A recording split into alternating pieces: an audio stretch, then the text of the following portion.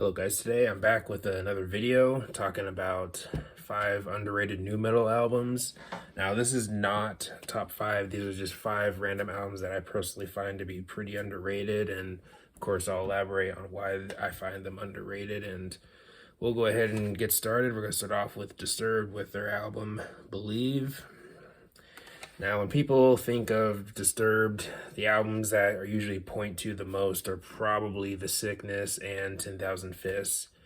And you can maybe throw Immortalized in there too, maybe, arguably, because, I mean, it was their comeback album and it commercially did fairly well for them too. But with Believe, it came out between 2 of their biggest albums, those, of course, again, being Sickness and 10,000 Fists. But I think this album is pretty dang good.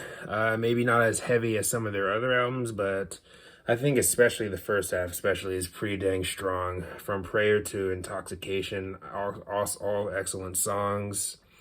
Prayer probably being one of their best songs too. You can maybe throw in Believe or the title track and Remember in there too. Also excellent songs. Liberate and Awaken, I think, are some of the most underrated songs too.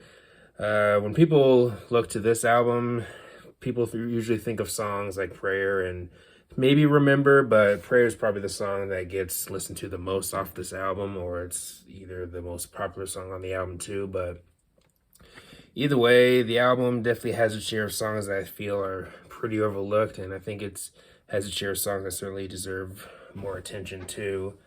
Maybe not their best album, but again, still an album worth giving another listen to if you haven't heard it in a while, if you're a Disturbed fan. But next we have POD with their self-titled album. Definitely a big change in their sound.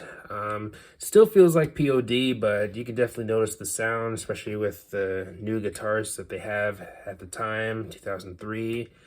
Marcus is gone, and now they have Jason Cherubi, which I thought he was a talented guitar player. Definitely brought in a bit of a new sound, or a different sound for this new album, or not new album, but for this album, and of course with the next one, Testify. They only did 2 albums with the guy, but I don't know. I think this album is pretty dang good. When it comes to variation, there isn't a whole lot, to be honest, but I mean, the album you could arguably say is maybe their darkest too, but I think it has some fairly enjoyable songs. Freedom Fighters maybe being one of the most underrated songs in my opinion. I think it's maybe one of their best songs, period, maybe. I might throw that song in there as one of my favorites. I really love that song. If you're a POD fan and you haven't heard that song in a while, definitely give it another listen. I could maybe say the same thing for some other songs on here like Revolution or I and Identify. But if you want an instrumental that is maybe a bit more out there or maybe a bit more different, or maybe something you'd not expect from a nu metal band, definitely check out Eternal, which is the album closer. Not something you'd expect from POD, but definitely a pretty cool instrumental. Maybe not the best instrumental in the world or anything, but again, still an instrumental worth checking out. But the singles are also still pretty good. Will You and Change the World. Now, as you're listening to it, you can maybe make the argument that you can tell that this album is maybe of its time, but again, if you're a nu metal fan, I think this album is worth giving another re-listen, or if you haven't heard it, definitely check it out. Now, when it comes to getting into POD, definitely not start off with this album. I'd say start off with Satellite or Fundamental Elements of Southtown, but again, definitely give this album another chance, especially if you didn't like it the first time. Sure, it's definitely different, but again, I think it's still fairly good for what it is. But next we have Seasons by Sevendust. Now, this album had the tough task of having to follow up Animosity, which is commercially maybe their biggest album. But I don't know. I mean, this album, sure, it doesn't have as much variation as Animosity, but either way, I think the album does have some pretty interesting stuff on it. Skeleton Song definitely being a song that stands out as being kind of different, but still feels like Sevendust, but still a pretty good song also. But I mean, the first half especially. Now, you do get to the second half where you get a few weak tracks, but even the second half has some solid stuff, like, of course, the album closer, Face to Face. But with the first half, honestly, with the first 7 songs, you could really go do no wrong with any of those. Honesty and Separate, I think, are some of Sevendust's most underrated songs, especially Separate, maybe one of my favorite Sevendust songs. I mean, sure, maybe not the most complex song out there. You can really say the same with the rest of the songs on here, but again, this is new metal, not progressive metal or progressive rock. This isn't Rush, but again, if you're a Sevendust fan and haven't listened to this album in a while, definitely give it another listen. But next we have Start a War by Static X. Now I know some of my subscribers haven't checked out this band or straight up haven't heard of them before, period, but definitely give this band a chance, especially if you like new metal.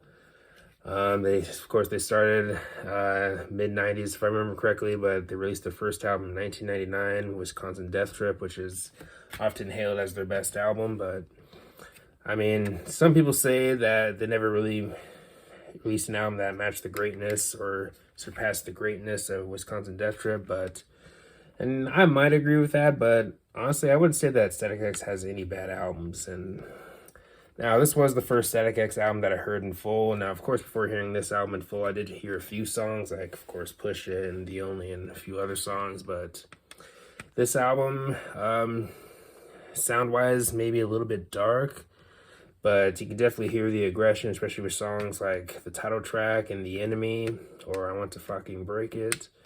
Night Terror's a pretty underrated song. This album definitely has some pretty solid deep cuts. You even also get a solo in the song Pieces. Maybe not the best solo in the world, but again, not something you'd maybe expect from Static X. But of course, they start doing that a little bit more on the next album, Cannibal. Not a lot, but you do hear more solos on that one than on here, if I remember correctly. But yeah, many solid songs on here that I feel are pretty much overlooked, especially even within the Static X discography. You can go on and on with songs like Pieces, Just in Case. I'd probably throw, again, Night Terrors and probably Set It Off in there too. All around a pretty solid album that I think has its share of songs that are a bit overlooked. Finally, the last album here, 1,000 Foot Krutch, Phenomenon. I know this band might not be for some people. Now, kind of like with the POD album that I talked about earlier, this album doesn't have a whole lot of variation, but I mean, if you like bangers, you'll probably enjoy this album. Maybe this album might not hit hard as some other albums in the genre, but I mean, if you like simple, catchy new metal songs, you'll probably enjoy this album. There isn't really a single weak song on here, to be honest. Can't really go wrong with any of the songs on here. And 1,000 Foot Krutch in general, you could maybe say is kind of an underrated band. Maybe not one of the best bands out there, or even one of the best bands in the genre, but I think they definitely have their share of songs or even albums that certainly deserve attention, especially, again, if you're a new metal fan. But many great songs like the title track, Step to Me, Rockfist definitely being an anthem for them. That's still also pretty good. Faith, Love, and Happiness, definitely an underrated song and easily one of the best songs on the album. The album closer, Break the Silence. Not very different from the rest of the album, but still pretty dang good. You do have a moment towards the end of the song where the singer kind of pulls a Jonathan Davis a little bit. For those who don't know, Jonathan Davis is the singer of Korn, but yeah, many great songs on here. Maybe one of their biggest albums, but I mean, the album came out in 2003, and there are other albums that year that definitely had more success than this album. An obvious one being Meteor by Linkin Park, one of my favorite albums of all time. But yeah, definitely a great album. If you like new metal, if you like simple, catchy new metal songs, definitely check out this album. But anyways, those are my picks. Let me know if you can think of more underrated new metal albums. What do you think of my picks here and all that good stuff? But anyways, thanks for watching. Leave a comment to like, subscribe. Have a nice day and take care.